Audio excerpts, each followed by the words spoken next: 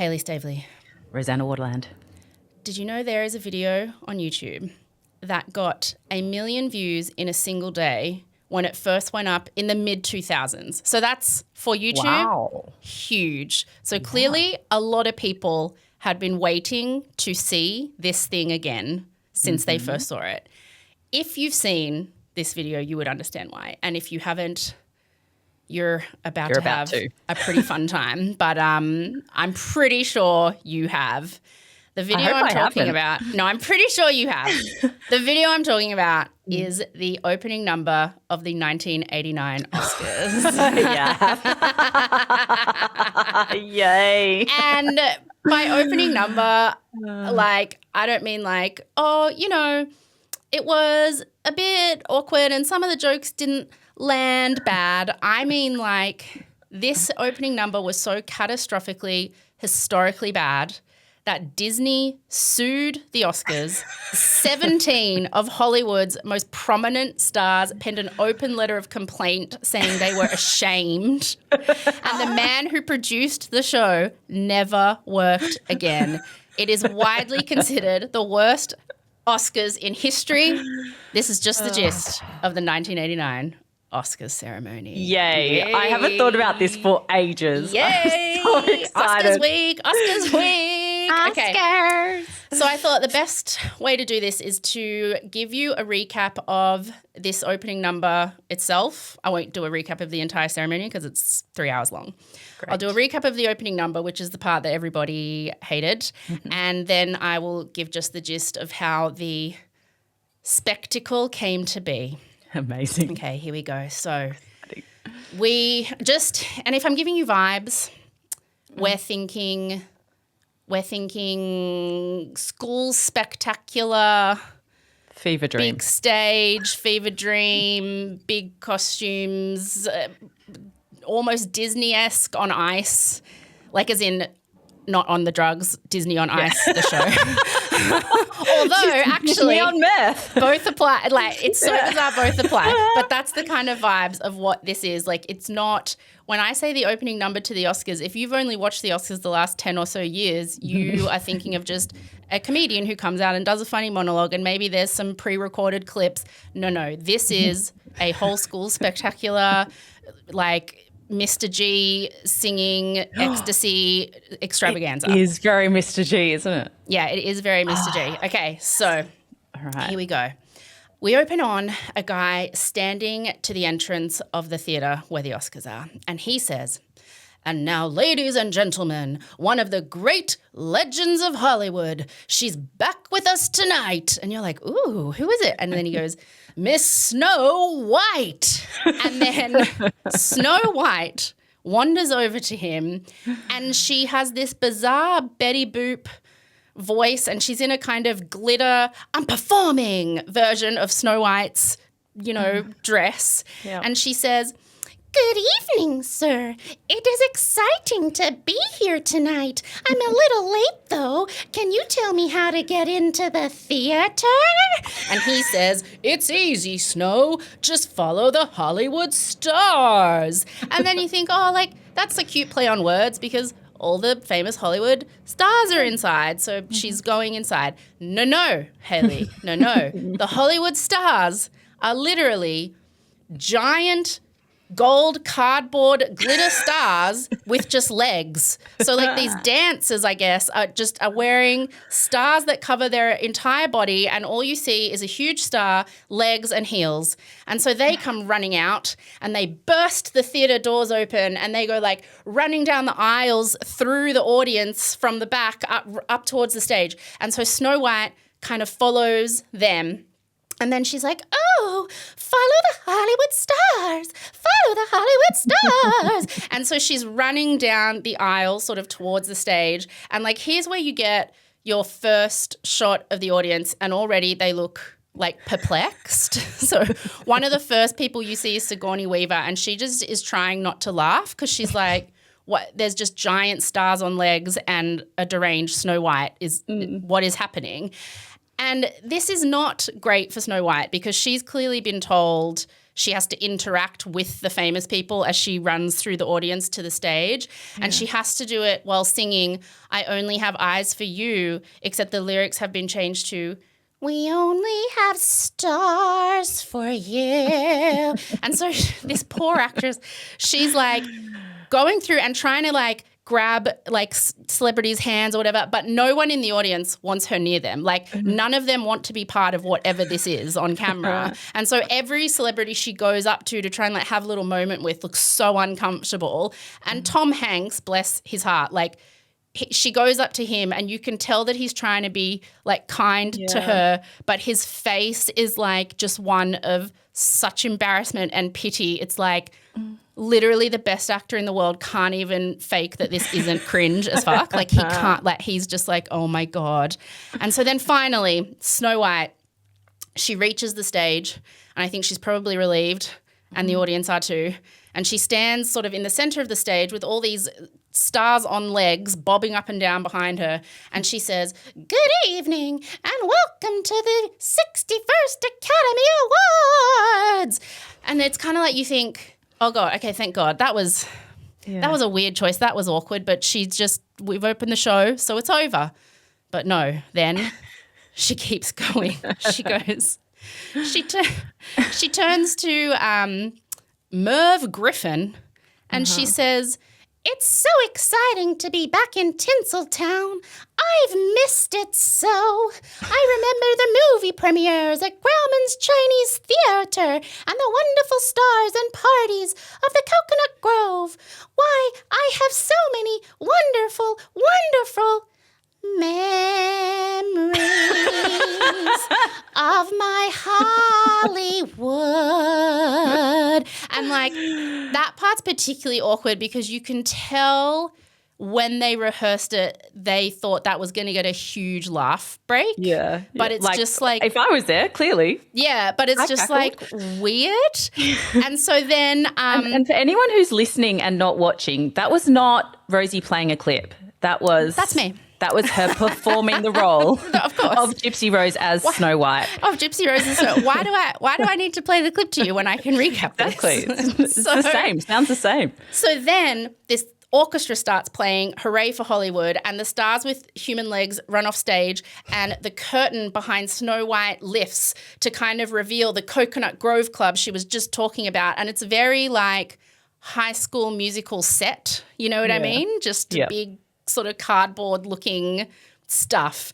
And so Snow White runs off stage and then all these dancers kind of start dancing in pairs like they're at a 1950s club. Like it's like the cha-cha or something, like kind of like the dancing that happens in Dirty Dancing when they're teaching the rich white people at the camp how to dance, not the way the staff dance in secret. Do you know? Would they're just be a good time to tell you I haven't seen Dirty Dancing? Or? Absolutely not, because we don't have time to get into how much that upsets me. So we're going to talk about that later. I can't believe you. Okay. I can't believe you. I'm very sorry. And so we watch all these couples dance for a bit and it's like, okay, so we're in a 1950s club called Coconut Grove, I guess.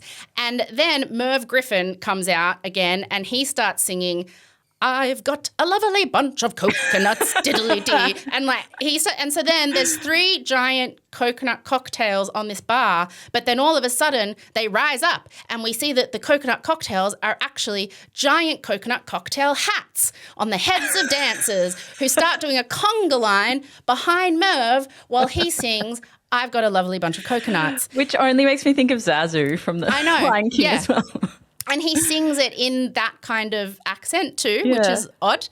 And so then he says, good evening and welcome to the fabulous Coconut Grove, where every night is exciting. Meet the stars.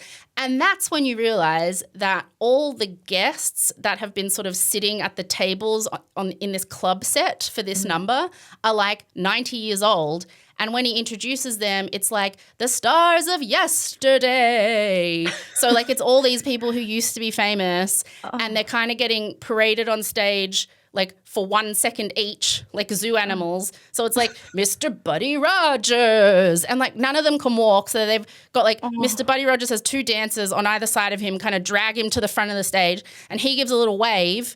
But like the problem is like these are people who used to be famous and haven't been in the spotlight for like 50 years and now they're suddenly on stage at the Oscars. Like they basically have to drag Buddy Rogers off because there's like so many of them. I haven't even heard of most of them, but it's like this old Laszlo one. Panaflax. This old lady. Yeah, exactly. It's like it's so bizarre. So then they have this weird thing where they're just basically pulling them off with a wooden hook by the end. And then it's over. And Merv Griffin turns to Snow White, who's just the whole time, all she does when she's not talking or singing is go, like she's just so excited about everything. And then Merv says to Snow White, "Isn't it exciting, Snow? Well, guess what? It gets better. Here's your blind date, Rob Lowe." And then Rob Lowe, who I guess was about 24 at the time and like, you know, the sort of heartthrob of Hollywood, comes out in a tuxedo and they play like this Prince Charming style music as he walks over. And again, you can tell this moment was meant to get huge laughs, but it's just silence in the room. Just everyone's just confused. And so Snow White jumps in and she's like, "Oh, Mr. Lowe, I'm such a fan." And he goes, "Really? Well, I'm a big fan of yours, Snow, but there's so much I'd like to know about you." Like he's trying to do this sexy, the cool guy. Yeah, cool guy thing. And then two waiters walk up to each of them with silver trays, and on each of the trays is a microphone. And so Snow and Rob each take a microphone, even though they're mic'd up anyway. Mm-hmm. And then they launch into a duet of Tina Turner's Proud Mary. but with the lyrics rewritten to tell the story of Snow White coming to the big city. And the first thing you notice is that Rob Lowe absolutely cannot sing, but he seems unaware of that fact, and he's also made the creative choice to try and sing his part as sexy as he possibly can. So here, I'm going to do a little rendition for you. Oh, yay. Okay. So Snow White sings, "Used to work a lot of Walt Disney, starring in cartoons every night and day." And then Rob comes in, "But you said goodbye to Grumpy and Sleepy." You think I'm exaggerating this? I'm not. This is how he sings it. I believe you. "Left the dwarfs behind, came to town to stay." And then together, "Big lights keep on burning, cameras keep on turning, rolling, keep the cameras rolling." Okay, and so then, of course, everyone knows that Proud Mary famously switches from a very slow to a very fast tempo. Mm-hmm. And so to make that transition, Rob goes, "Keep the cameras rolling." And then Snow goes, "Uno, dos, tres, cuatro." And then we're into the fast bit. And it's like, "Now you've made it big in the movies. Came to Hollywood, learned to play the game. You became a star as an animated mama. Earned yourself a place on the Walk of Fame." And then they're like, "Big lights keep on burning. Cameras keep on burning." And then they just kind of like start sexy dancing with each other, and the coconut hat dancers come out and the stars with legs come out. And then the song reaches that crescendo part of like, "Da, da, da, da, da, da, da, da, da, da, da." And when that happens, I'm not even joking. This is as if this isn't already a fever dream. All the tables and chairs in the club suddenly stand up. Yes. Because the whole time, like these are the tables and chairs that the old people were sitting on. They all suddenly stand up and they have human legs of their own because the tables are costumes. People are the tables. And so then, like, it's like, I don't know how to describe it except to say you can see their legs and then the table is like at their neck and their head is through the top of the table as the lamp. And there's chairs attached to the table. So then at the crescendo of this Proud Mary like song, the tables stand up and just start dancing with them. So there's a lot going on here. There's a lot going on here. So good. It's so good. It's so good. And then like it kind of like reaches this big finish where everyone's there. The tables are dancing now. The stars with legs are dancing. The coconut hat ladies are dancing. Merv Griffin's there, Rob and Snow are there, and they sort of end with all their hands in the air. Like, you know how at the end of a school spectacular, like... bit, and they got to do the exaggerated breathing, like they just did the big finish, yeah. And so this is where, for like the first time since this whole display began on stage, the cameras cut back to the audience for reaction shots, because it's the sort of first big song has finished. So they're like, oh, there'll be this huge applause. We'll cut back to the audience. And the first person we see is Robert Downey Jr. And he looks like, he doesn't just look mortified, he looks angry. He looks really angry. And he's sitting behind Gregory Hines, who is probably one of the best Broadway performers and dancers of all time. And he looks like physically upset. Like, he just, everyone in the audience is just like, what it's caused is them this? great harm. Yeah, great harm and pain. And it's not even over. It's not even close to over. So then the tables with like heads for lamps and legs run off stage, and the Coconut Grove backdrop gets kind of like wheeled off to the side. Like, you know, people run out and just wheel off this heavy backdrop. And it reveals a Grauman's Chinese theatre backdrop, which, for those who don't know, that's the famous theatre in Hollywood where like lots of premieres are and people put their hands and feet in the cement.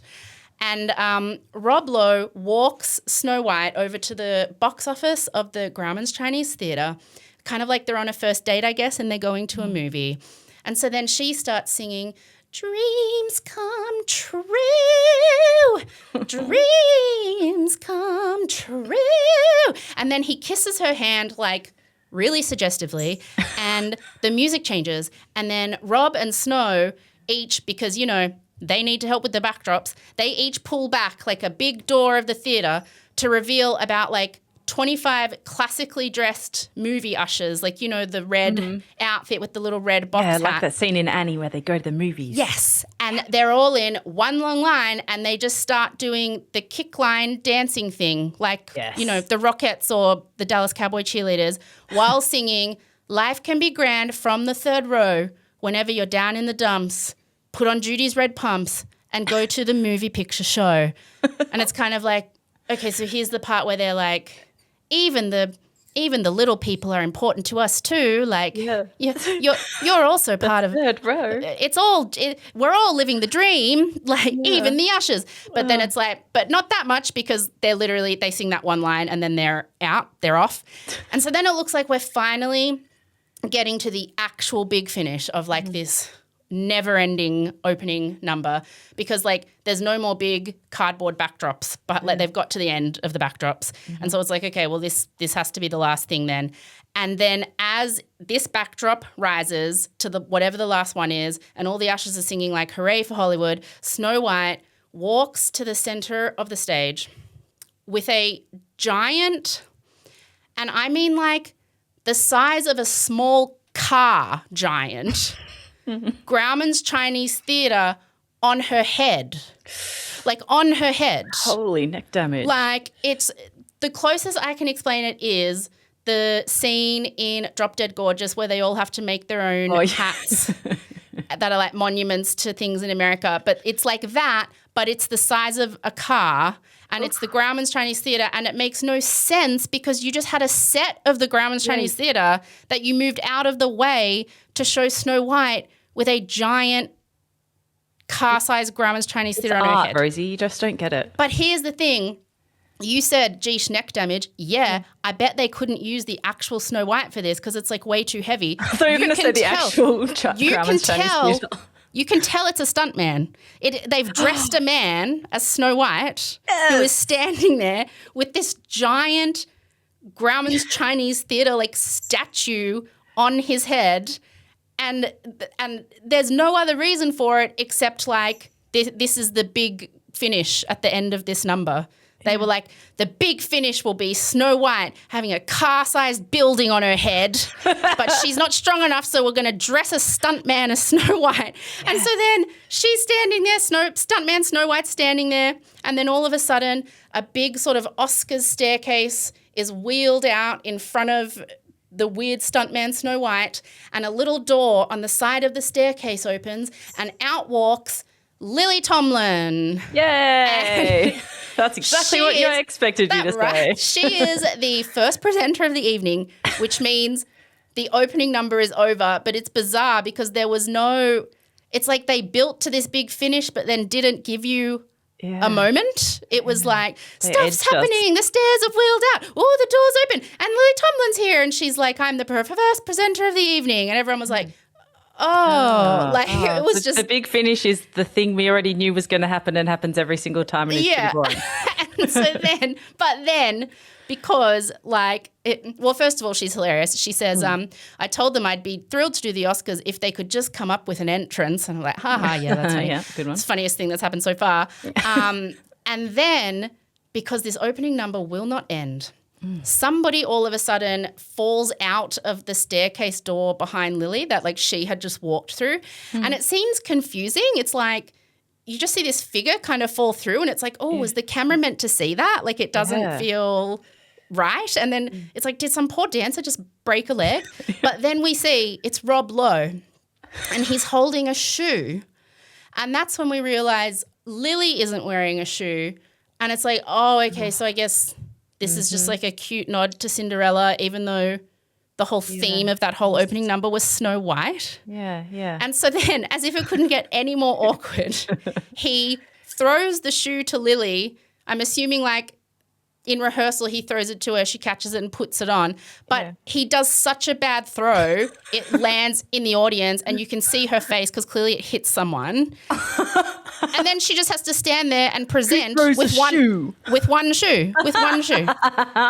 And she turns to the camera and she looks like after the shoe thing doesn't work, she looks so unimpressed. Because it's kind of like she would have agreed to be a presenter. She wouldn't have known what the opening number was. And they probably would have just said to her, we've got this cute bit where Rob Lowe finds your shoe like Cinderella. And she just would have been like, okay, whatever, that's cute. Fine. Yeah, that's cute, whatever. Because they always do little kitschy things, the presenters.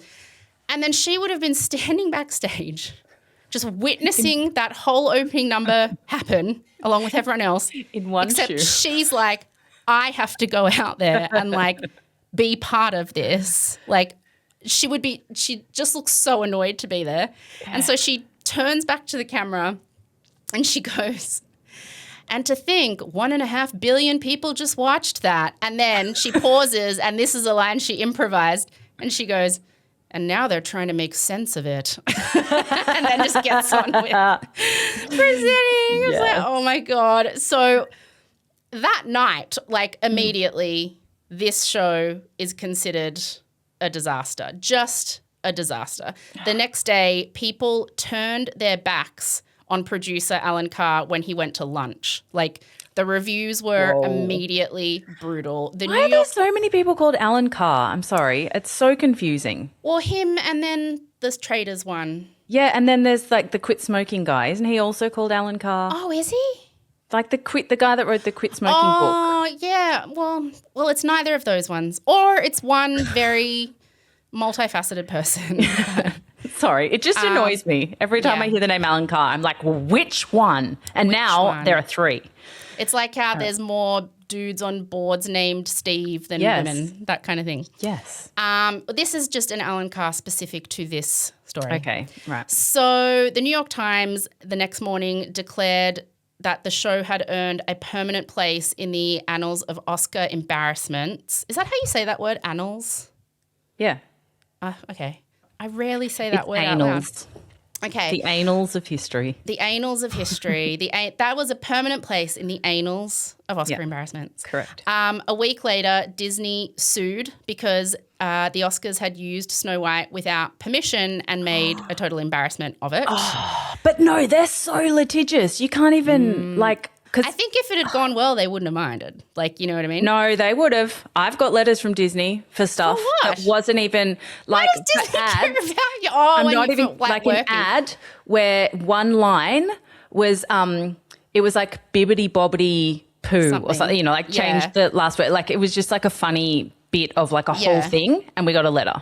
Wow, hey. Yeah, they are really nuts with their copyright stuff. So that's someone in the Academy that they didn't ask. Should have known that.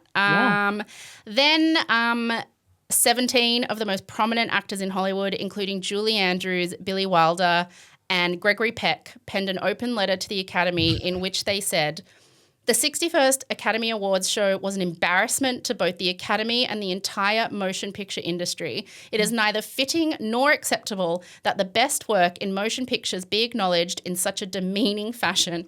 We urge the president and governors of the Academy to ensure that future award presentations reflect the same standard of excellence as that set by the films and filmmakers they honor. Wow. Oh.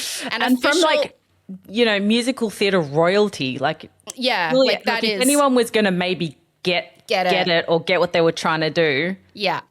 An official awards presentation review committee was put together to figure out how it was such a disaster. So how was it such a disaster? Yes. I will Please explain do. to you now. Because I feel like it was almost it sounds like something I would do. Yeah.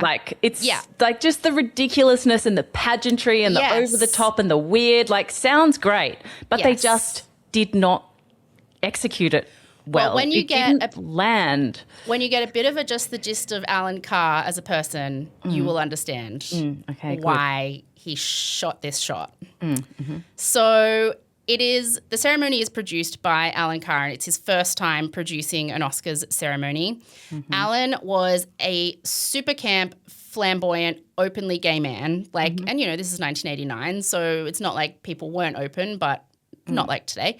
He wore caftans everywhere he went, and he was known for throwing, amazing parties. He, in my mind, the way he's described whenever I've read about him, he sounds like in The Birdcage. Oh, yeah. Not Robin Williams, the other one. Yeah. Nathan Lane. Nathan Lane. Yeah, he sounds to me like Nathan Lane's character in The Birdcage, but I mean that's just from what I've read. I was thinking of the guy that directs Streetcar Named Desire, the musical in The Simpsons. Yes, exactly. Yeah, Tonight. Also like that. Yes, also like that. But this guy, he is known for throwing amazing parties in Hollywood. He works as in official parties. He does a lot of official party planning. He also is known for producing and directing a little musical film you might have heard of in 1978 called Grease. Yeah. So I bet he was the one who made them fly away in the car at the end. Probably. He knew how to make good shit. But here's the thing with Alan Carr. Everybody says his style was very out there, very big, very campy, and very unapologetically him, which meant that his work could be pretty hit and miss. Mm-hmm. And he had as many flops as hits. So he did Grease, but he also did We Can't Stop the Music. Mm-hmm. And he produced the first Broadway musical version of La Cage aux Folles, which won all the Tonys and is still performed today. But he also produced Grease 2. And I know what society thinks of that. I would say that's the best of all his projects, but people put that on a list of his party of that. Yeah, we really need to. So that's the thing with Alan Carr. He's great with spectacle. And when he planned and produced the premiere party for Grease, for example, it was his idea to have Olivia Newton-John turn up as the straight-laced Sandy to the red carpet premiere, and then to change into the hot leather pants Sandy for the after party. He knew how to create photo ops, how to drum up press, how to get people interested in the story. He knew how to use spectacle to get people excited about things. Mm-hmm. So in 1989, it's been a while since Carr has had a hit movie or musical, and he's offered the job of creating and producing the 1989 Oscar ceremony. This is crazy. It doesn't pay anything. You just do it for the honor of doing it. Oh, I know. Of course. Ugh. Just the exposure. He doesn't mind because he figures it'll be a good way to sort of get his career bouncing again because he hasn't done anything for a while. Now, the opening number that I recapped to you was the way it was because he based it on the classic review format. And the classic review format is basically like a variety show kind of structure. It has music and dance and maybe some sketches, and there's not usually a plot. It's kind of just based around a theme. That one was just Snow White Comes to Hollywood. And often there's a lot of satire or topical content in a review. It's kind of just a anything goes, dancing, singing, little funny sketches about whatever you want kind of thing. Yeah. And there was a very famous cult review in San Francisco called Beach Blanket Babylon, and it was all about Snow White looking for her Prince Charming, and it still runs today. It's very popular. They take like popular songs of the time, change the lyrics so they're funny. Like there's usually lyrics about like the recent news cycle or whatever. And it's the kind of thing you do for a fun, like cringy night of dinner and drinks and hilarity. Yeah. And Alan Carr, I think, just seriously misjudged when he thought that would translate well to the Oscars stage.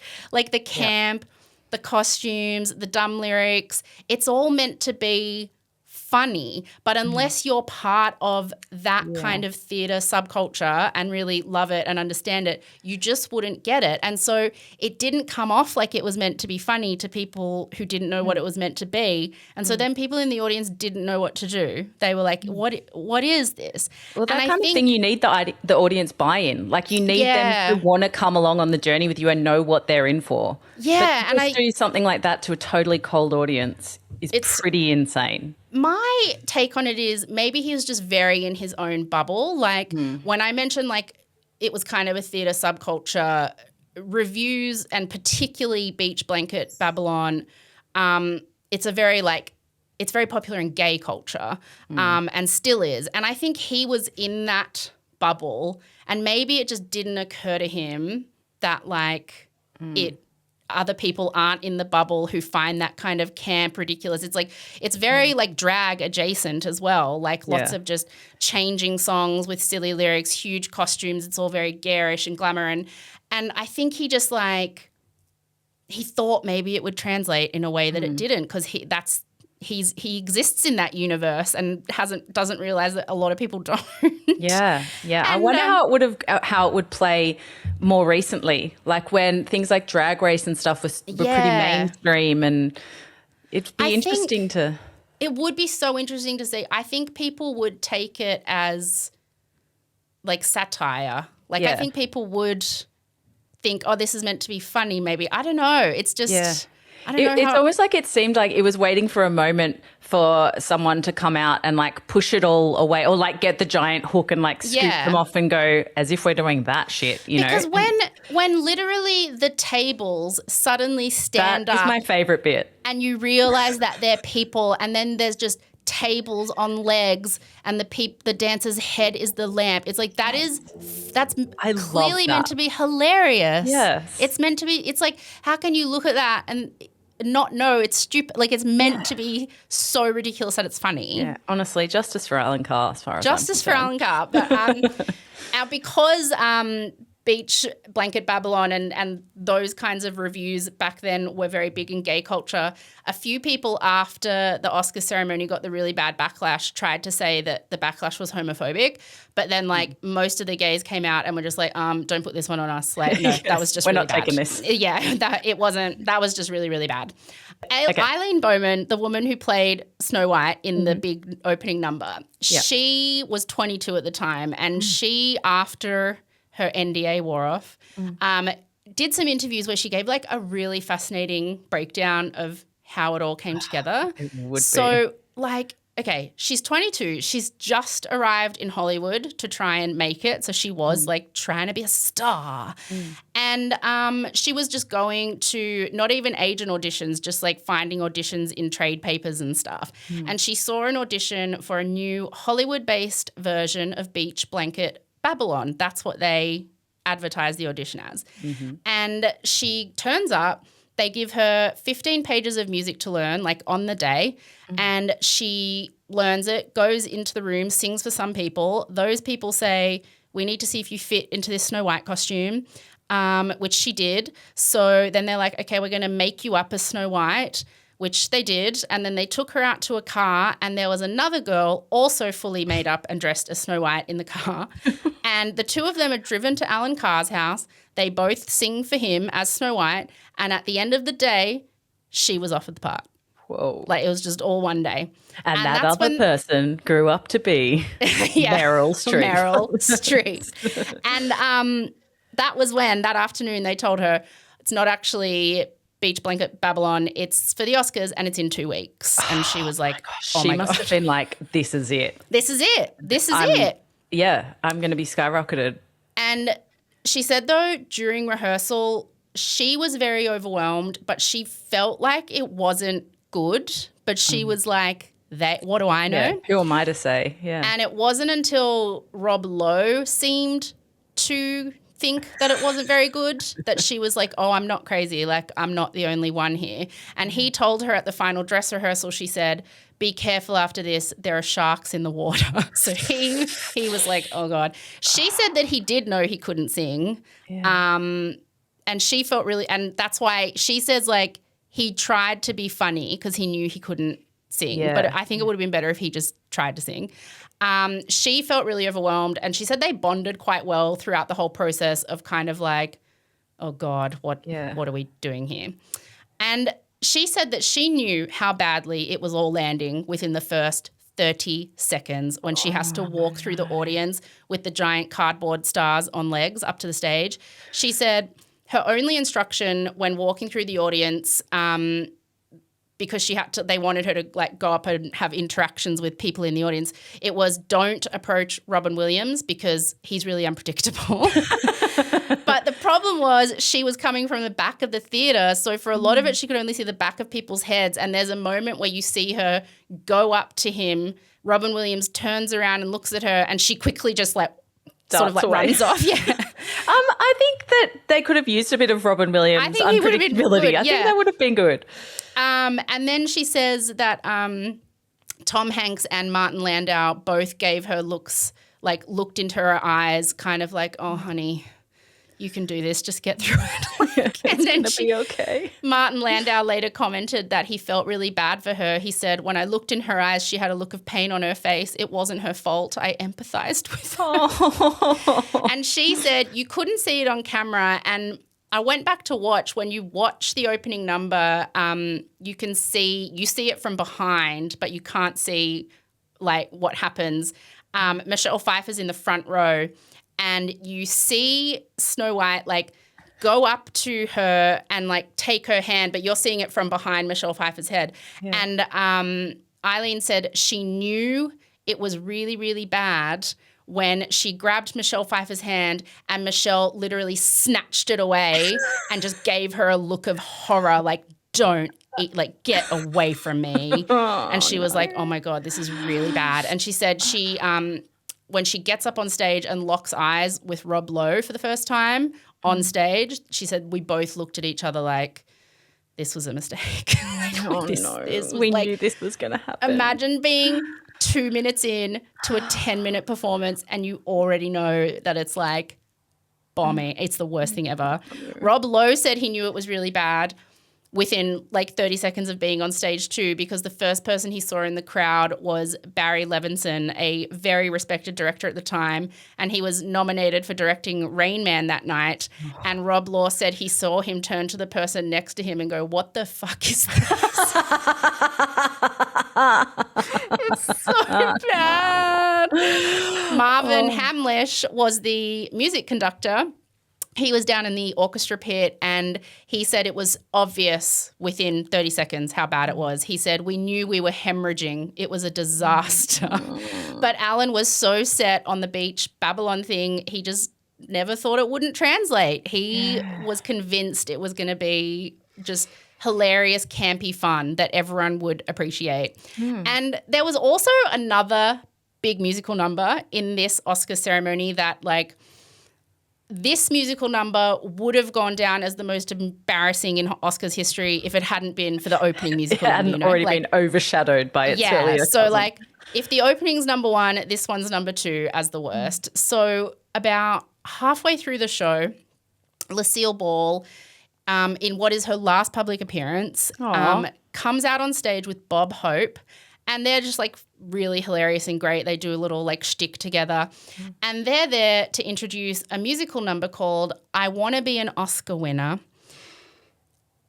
And it is a song and dance number performed by up-and-coming actors and actresses in Hollywood.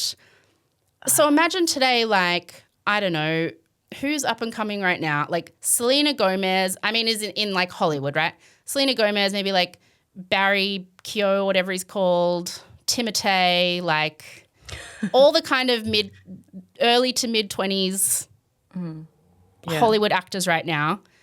They got all of them to sing a song, like a big song and dance number, like a High School Musical number called "I Want to Be an Oscar Winner." This is the list. I will read. You'll recognize some of these names. Okay. Patrick Dempsey. Oh. A very young Patrick Dempsey.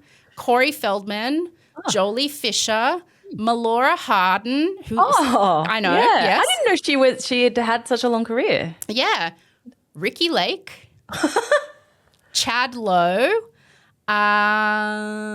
Christian Slater. Blair Underwood. Like this is a list. And I won't do a whole recap of this number, but I will say it opens with Blair Underwood standing at the like award podium, like when you win your award. And there's like a spotlight on him and he sings this like soulful song. Someday I'll be the one.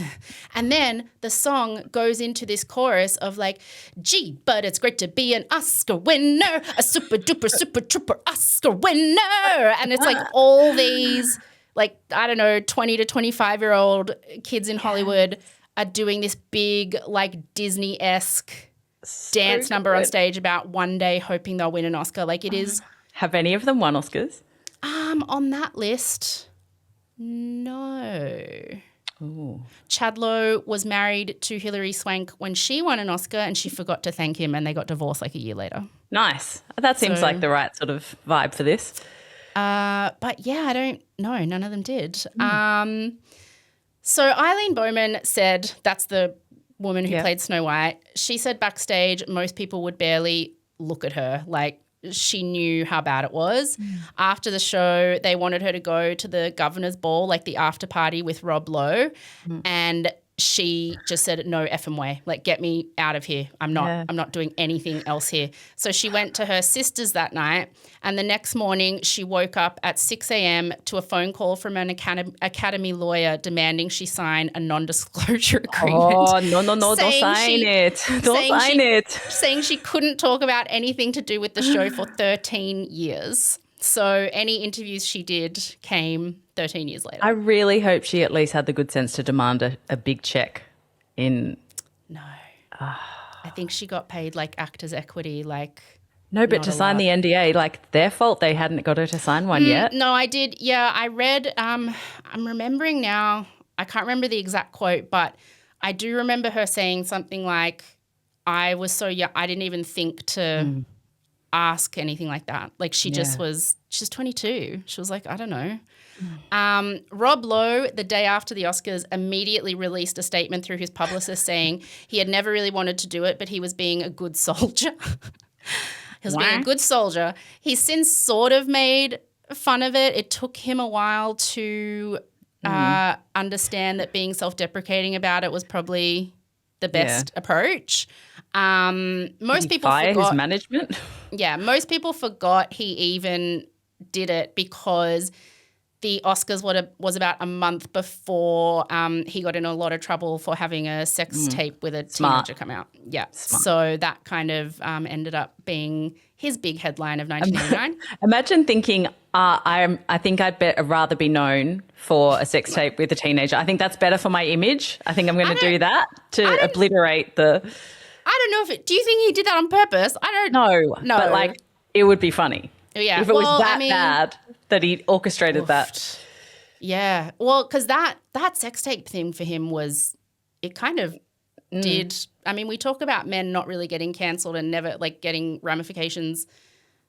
I think he was like 24 and the girl was 16 or something, but it did really put his career on pause for a long time. Like it was not great for him. So I think he really thought the Oscars opening number was going to be the worst thing to happen to him that year. But no, he found the consequences of his own actions coming to find him. Lucille Ball sadly died a month later, and a lot of people say she would love the joke that she died because she hated how terrible her last live performance was. Alan Carr that night apparently thought it had gone amazing. Like what? he was there? Yeah. Well, I mean, he directed the show. He was confused about why Eileen didn't want to go to the parties. Like he went to all the after parties, and it wasn't until he started talking to people at some of the after parties that he realized not everyone thought it had gone as well as he thought it had. So he went home early, and the next day he really realized it was bad when he went out to lunch and people were literally like turning their backs on him and ignoring throwing him. tomatoes at him. 2 of his friends came to see him that afternoon, and by like 4 p.m. they found him alone and drunk and crying in his pool house. Oh, buddy. He never got another job producing anything in Hollywood, and he became a bit of a recluse after that, and he died 10 years later of liver failure. But like despite those 2 sort of disastrous musical numbers, although I think it could be argued, I don't know, in hindsight, I think the I'm going to be an Oscar winner was terrible, but I think the opener had the potential to be cool. I feel like it only needed a few tweaks, honestly. Yeah. Like I think it could have been because, you know, obviously no one had done anything like that before. And I love the idea of like, let's just go totally left of field, like shake things up, do something just completely insane. Yeah. And it could have worked. It almost worked. I think it's just Hollywood, and on Oscars night in particular, they're very earnest about themselves. And I think they were watching it earnestly. And so that's why they didn't understand. Like, this is all meant to be silly. But despite those 2 numbers in the show, it was actually like a really good Oscars ceremony. And Alan Carr introduced a whole bunch of stuff to the way the ceremony goes that is still used today. So he like was an excellent producer. He, first of all, gave Billy Crystal 10 minutes at some point in the show to do a monologue just about the year in Hollywood. And that monologue was so good, Billy Crystal went on to host a million times, be like the most iconic. The Billy Crystal era. Yeah, those the were iconic the Oscars that really like, forged something in my soul. Yeah, same. Like probably the most iconic Oscars host in history. Alan Carr introduced the red carpet as a show in itself. So the year before 1989, it had just been like, show up, there's a photo wall, in you go. Like he made a whole TV show production. Everyone got there an hour early. It was like a whole thing outside. He also came up with the idea of having interesting presenters in pairs in what he called couples, companions, co-stars, or compadres, because it used to just be one person came out and just went blah, blah, blah. Like, and that is still used today as well. Right before we started recording this, Anna Wintour came out with Anne Hathaway. I know. When you sent me that screenshot, I was like, and she looked just, it was actually a really cute shtick, because you know how, you know, the presenting duo always does a little shtick. They came out and Anna just looked very Anna Wintour. And I was like, wow, is she actually pissed off to be there? And Anne Hathaway was playing it totally straight. Like she did the whole costume design, blah, blah, blah, blah, blah, really important, blah, blah, blah, blah, blah. And then she said, Anna, would you like to read the nominees? And she just turned to her and went, thank you, Emily.